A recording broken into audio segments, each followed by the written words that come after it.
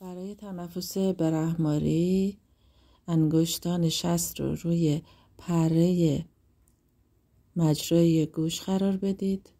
2 انگشت بالا و پایین چشم، 2 انگشت بالا و پایین لب در هر دو سمت، دست راست، دست چپ، گوش راست و گوش چپ به این شکل.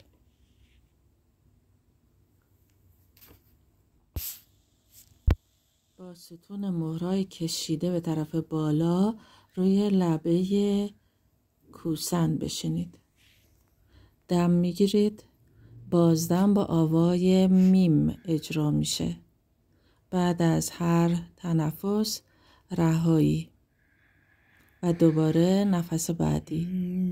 حلقوم رو منقبض کنید و فشار روی پره مجرای گوش ها رو تنظیم کنید تا صدای وزوز زنبور رو بشنوید.